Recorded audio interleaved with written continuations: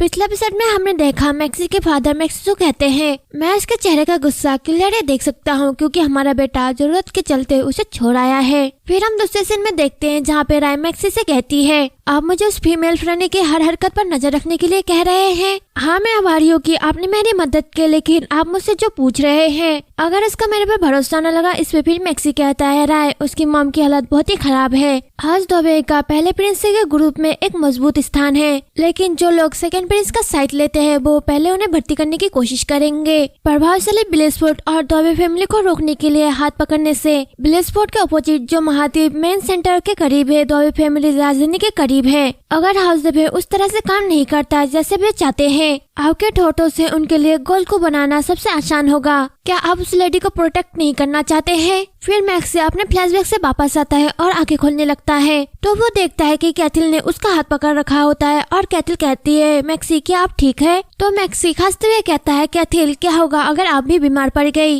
इसमें कैथिल कहती है, मेरी चिंता मत करो, आपकी हेल्थ यहाँ सबसे पहली प्रायोरिटी है। तो मैक्सी कैथिल के गालों पर हाथ रखता है और मनी मन कहता है, मेरे पेरेंट्स उन्होंने एक दूसरे को धोखा देने के लिए मेरा यूज किया और मैं उन तरीकों से उनकी तरह बड़ा हो गया हूँ जो मैं नहीं चाहता था। उनकी अचानक ही डेथ हो गई, इससे मैं दुखी में था, फिर भी मैं किसी को इसके बारे में नहीं बता सका। फिर कैथिल अपनी स्टोरी कहती है, मैं श्योर थी कि मैक्सी के साथ कुछ हुआ था क्योंकि हमने साथ में जो साल बिताए थे उनमें वहाँ कभी भी इतना डिस्ट्रैक्ट नहीं हुआ था, लेकिन मैं उससे इसके बारे में बिल्कुल भी नहीं पूछ सकी। फिर कैथिल मनी मन कहती है, अगर मैं उससे कुछ ऐसा पूछूंगी तो उसे लगेगा कि मैं उसे परेशान कर रही हूँ। और वो कहती है, आप देख रहे हैं मैक्सी, मैं आपसे उन चीजों के बारे में नहीं पूछूंगी जिसके बारे में आप बात नहीं करना चाहते। मैं कोई भी परेशानी पैदा नहीं करूंगी, तो प्लीज मुझे अपने पास रहने दीजिए। फिर हम नेक्स्ट सीन में देखते हैं कैथिल की आंट चर्च में प्रे करने के लिए जाती है तो उन्हें मैक्सी का फादर देखता है और मैक्सी के बारे में सोचने लगता है और फिर वो मनी मन कहता है, मैं जो चाहता हूँ मैक्सी वो नहीं करेगा। करंट पॉप जिसे कुछ साल पहले ही नियुक्त किया गया था वो ओरेगन से है, जबकि पॉप को अपने देश के कानूनों का नहीं बल्कि चर्च के कानूनों का पालन करना चाहिए। उसकी मातृभूमि के शत्रु देश से किसी अगले पॉप को नहीं चुना गया, इसलिए प्रिंस गोटियार के स्थान पर जो प्रो कस्टिया के ग्रुप का हिस्सा है, प्रिंस जेकब जो प्रो ओरेगन ग्रुप का हिस्सा है, तो अगला सम्राट वही बनेगा।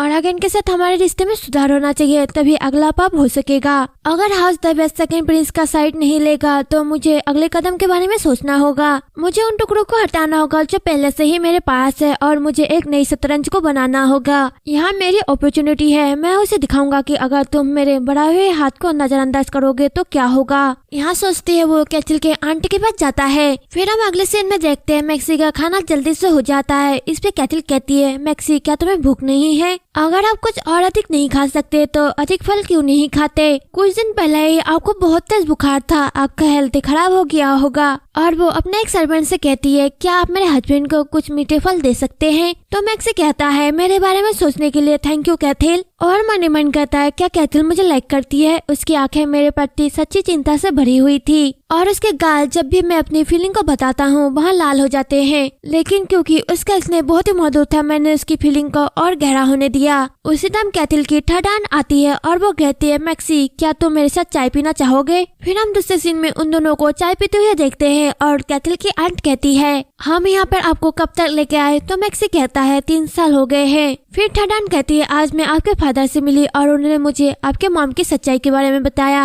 हाई सोसाइटी में ऐसा कोई भी नहीं है जो आपकी मॉम को ना जानता हो। वह अन्य कुलीन लेडीजों के साथ ताश का लेन देन करती थी और बिना किसी को बताए चाय में शराब मिलाकर पीती थी। प्रिंस ने मुझसे कहा कि वो आपके फादर को जानते थे और आखिरकार मुझे आपकी मॉम के बारे में पता चला। ऐसा लगता है कि जैसे आप इस बात से अनजान है कि चर्च के विश्वासियों ने उसे सताया था क्योंकि ऐसी अफवाह है कि वो शराबी थी और एक प्रिस्ट से प्यार करती थी। यहाँ सोचना कि हमें उस नीच आदमी की सेवा एक प्रिस्टी के रूप में करनी है। इससे फिर मैक्सी बोलता है, मुझे माफ कर दो, मुझे माफ कर दो आंट। तो ठडान कहती है, आपको किस बात का बुरा लग रहा है? हमारी छोटी कैथिल से शादी करने का साहस करने के बारे में? क्या आपने अपनी जगह जाने बिना ही दोबे काउंट का टाइटल हासिल करने का साहस किया? मैं जानता हूँ कि आप अपने फादर के ऑर्डर पर यहाँ नहीं आए थे, इसलिए तुम्हारी मॉम के बारे में यहाँ अफवाहें हुई। कारण चाहे कुछ भी हो, इससे यहाँ फैक्ट नहीं बदलेगा कि आपने मुझे धोखा दिया 3 साल पहले। इसके अलावा अब आप जानते हैं कि आपको क्या करना है। फिर मैक्सी बोलता है हाँ बिल्कुल मैं जानता हूँ। उनकी बातें खत्म होने के बाद मैक्सी वहाँ से बाहर आता है तो वो कैथिल को देखता है। कैथिल उनका वेट कर रही होती है तो कैथिल मैक्सी को देखकर कहती है मैक्सी क्या मैटर हुआ है। तो मैक्सी कैथिल का हाथ पकड़ता है और कहता है आपके हाथ ठंडे हैं, क्या आप मेरा वेट कर रही थी। तो कैथिल मन ही मन कहती है किसी तरह मुझे लग रहा था कि यहाँ हमारा एंड है। उसकी आंखें हमेशा की तरह दयालु थी लेकिन ऐसा लगा मानो वहाँ गायब हो गया हो और उसकी आवाज। फिर मैक्सी बोलता है कैथिल मुझे आपसे कुछ कहना है। तो कैथिल घबराती हुई कहती है क्यों ना आज रात हम जल्दी फ्री हो जाए और कल बुक स्टोर पर जाकर कुछ टाइम बिताए। शायद उसके पास वहाँ बुक हो जिसे आप पढ़ना चाहते हैं। यहाँ पर्यावरण का एक बड़ा परिवर्तन होगा इसलिए। तो मैक्सी बोलता है कैथिल। फिर कैथिल रोते हुए कहती है प्लीज मैक्सी। तो मैक्सी कैथिल के आंसुओं को साफ करता है और कहता है प्लीज डिवोर्स ले लो मेरे से।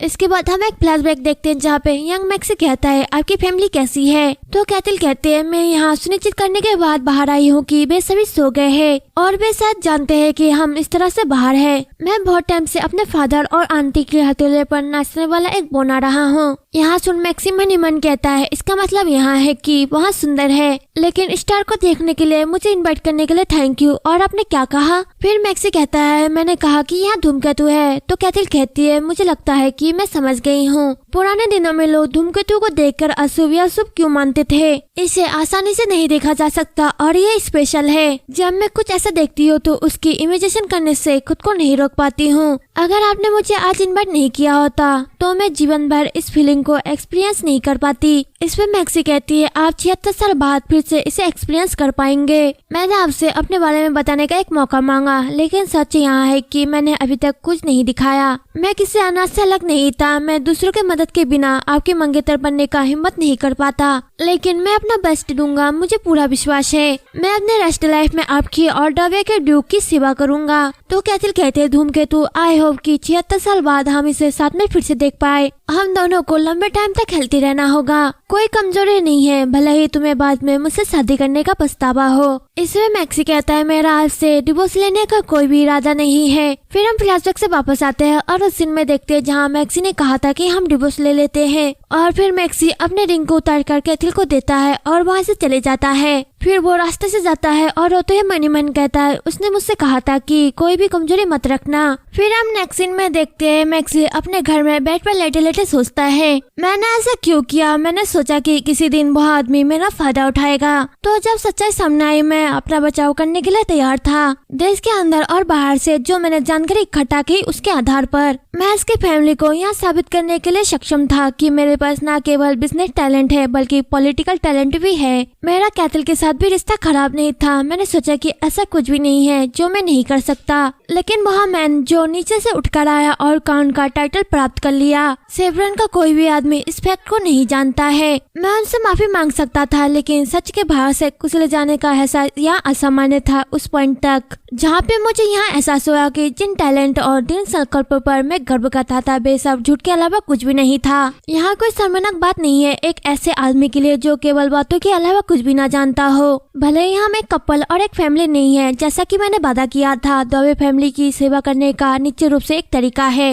हालांकि यहाँ भी सच है कि सेकंड प्रिंस की तरफ का माहौल असामान्य रहा है क्योंकि कुछ साल पहले सेकंड प्रिंस ने विशेष रूप से दूत के रूप में ओरेगन का दौरा किया था और क्योंकि मैजेस्टी ने 20 साल से भी अधिक टाइम से सिंहासन के उत्तराधिकारी का कोई भी डिसीजन नहीं लिया तो अभी फैमिली को अब नेचुरल स्टैंड लेने की जरूरत है। यहाँ सोचते वो कुछ पेपरों को देखने लगता है और फिर से कहता है इस फैमिली ने गलत तरीके से धन उधार लिया है तो थोड़ी मदद करने से यहाँ दोवे फैमिली में शामिल हो जाएगा। इस फैमिली को हाई एजुकेशन नहीं मिला है इसलिए उनकी बेटी अपनी शुरुआत नहीं कर पाई। यहाँ बचाव से परे ऐसे करके वो पेपरों को पढ़ने लगता है और मन ही मन कहता है अब तक वे केवल पहले और सेकंड प्रिंस के ग्रुप में विभाजित थे लेकिन अगर एक नया ग्रुप बनाया जाता है तो दोवे फैमिली पर कोई भी बोझ नहीं रहेगा। अलग अलग फैमिलियों की कमजोरियों को एकत्रित करने का उद्देश्य उस शक्ति का निर्माण करना था। फिर वो अपने फादर की उस बात को याद करता है जब उसने कहा था अगर आप बहुत सारे दुश्मन बना लेंगे तो याद रखिए वे ताकतवर होकर वापस लौटेंगे। और वो फिर मन ही मन कहता है लेकिन अगर यहाँ दोवे फैमिली के लिए है आप जितने चाहे उतने दुश्मन बना सकते हैं। और मैंने कैथिल के रीमैरिज पार्टनर पर भी गौर किया है। यहाँ सोचते वो रोने लगता है और फिर कहता है डैम इट यहाँ मेरे दिमाग के लिए अच्छा नहीं है इसलिए इसके बारे में धीरे धीरे सोचेंगे। और तभी दरवाजा खटखटाने की आवाज आती है तो मैक्सी बोलता है इस टाइम वो कौन हो सकता है। फिर हम दरवाजे के बाहर देखते हैं वहाँ कैथिल होती है जो कि दरवाजा दरवाजे को खटखटाते हुए कहती है, मैक्सी। पिछले एपिसोड में हमने देखा जब मैक्सी द वे हाउस की हेल्प करने के बारे में सोचता है तभी वहाँ पे कैथिल आती है। कैथिल की आवाज को सुनकर मैक्सी कहता है कैथिल, और फिर वो कोई भी जवाब नहीं देता है। थोड़ी देर इंतजार करने के बाद कैथिल मनी मन कहती है कोई जवाब नहीं मिला, लेकिन मुझे पता था कि वो अंदर ही है। फिर कैथिल अपनी स्टोरी कहती है, मैं तुम्हारे सामने कुछ बात कबूल करने जा रही हूँ बियांका, जिसे मैंने किसी के सामने नहीं बताया है। मैं शुरू से ही जानता था कि मैक्सी कौन है। फिर हम दूसरे सीन में देखते हैं कैथिल राय से कहती है, क्या कोई आपके पास आया? इस पे राय कहती है, यहाँ वही बदमाश है जो चर्च के सामने बेकार सामान को बेचता है। बहुत सचमुच हाउस दोबे के बारे में जानकारी को खरीदना चाहता था। मैंने कहा कि मैं ऐसा कभी नहीं करूँगी और मैं यहाँ से चली जाऊंगी। तो आपको पता है उन्होंने क्या कहा? उन्होंने कहा कि मेरे पास बहुत टाइम है, इसलिए इसके बारे में मैं सोच सकती हूँ। उसकी हिम्मत कैसे हुई कि वह मुझसे हाउस दोबे के बारे में जानकारी मांग रहा है? इस पे कैथिल कहती है, राय क्या आप ऐसा कर सकते हैं जैसा वो कहता है? तो राय चौंकती हुई कहती है, मैं लेडी। फिर कैथिल कहती है, यदि वह जानकारी चाहता है तो हमारे लिए बेहतर होगा कि हम पहले से ही सीमित मात्रा में जानकारी को लीक कर दे। क्या आपने नहीं कहा था कि पास्ट में उसने आपकी मदद की थी? वहाँ मेरे घर के बारे में जानकारी क्यों चाहता है? तो राय कहती है, और क्यों? क्या ऐसा इसलिए होगा ताकि वहाँ किसी तरह धोखाधड़ी का धंधा चला सके? क्या उसने शुरू से ही हाउस दोबे के बारे में जानकारी जुटाने के उद्देश्य से हमसे कांटेक्ट किया था? तो कैथिल कहती है, मैं श्योर हूँ कि ऐसे कई कारण होंगे कि एक कॉमनर एक नोबल फैमिली की सीक्रेटली इन्वेस्टिगेशन करने के लिए क्यों कहेगा, लेकिन सबसे बड़ा कारण यहाँ है कि कोई उस घर की कमजोरी क्यों जानना चाहता है। प्रॉब्लम यहाँ है कि वॉर के टाइम पर भी सिंहासन का कोई भी उत्तराधिकारी नहीं है। जो आपसे जानकारी मांग रहा है वो दुश्मन देश का कोई पर्सन हो सकता है। क्या आप यहाँ नहीं कह सकेंगे कि अगर आप उसे बता सके कि वहाँ हाउस दोबे फैमिली से किस प्रकार की कमजोरी ढूंढ रहा है तो हम इसका पता लगा सकेंगे। यहाँ सुन राय खुश हो जाती है और कैथिल को हक करते हुए कहती है, माय गुडनेस, आप कितने स्मार्ट है और आपके लिए माय लेडी मैं उस धोखेबाज का एक एक टुकड़ा उखाड़ फेंकूंगी। फिर हम उस टाइम का सीन देखते हैं जहाँ पे मैक्सी कैथिल को पेपर बेच रहा होता है। तो राय मैक्सी को गौर से देखती है। इसके बाद वो कैथिल से कहते हैं, माय लेडी, अब जब मैंने उसे थोड़ा सा ऑब्जर्व कर लिया है वह ठग बच्चा आपको सिंपली लाइक करता है। यहाँ सुन कैथिल चौंकती हुई कहती है, मैं, लेकिन क्यों? तो राय कहती है, आप इसके बारे में क्या सोचते हैं? जब आप उससे पहली बार मिले तो आपने इसकी टोपी उठा ली थी, तब आपने उसका चेहरा देखा था, क्या वह बहुत ही हैंडसम नहीं था? तो कैथिल कहती है, मैंने देखा था, लेकिन वहाँ कितना प्यारा था, मुझे लगा था कि वहाँ और भी प्यारा है, लेकिन भले ही वो मुझे पसंद करता है, इससे कुछ भी नहीं बदलता। हालांकि मॉम की डेथ हो चुकी है और फादर का दोबारा शादी करने का कोई भी इरादा नहीं है। वह और मेरी आंटी यहाँ नहीं कह रहे हैं, लेकिन हाउस दोबे को शादी से लाभ होगा। मेरे मॉम डैड की शादी लव मैरिज से हुई थी, लेकिन मैं ऐसी किसी चीज को इमेजिन नहीं कर सकती। और जब मैं इस तरह सोच रही थी तभी वो मेरे सामने प्रकट हुआ एक जादू की तरह। उस मोमेंट में मेरा दिल तेजी से धड़कने लगा और यही कारण था कि मैं हमेशा से ही उसके सामने सुंदर दिखना चाहती थी, क्योंकि मैं उसे बहुत ही ज्यादा पसंद करती थी। हर दिन जो मैंने उसके साथ बिताया मुझे बहुत ही खुश कर दिया था।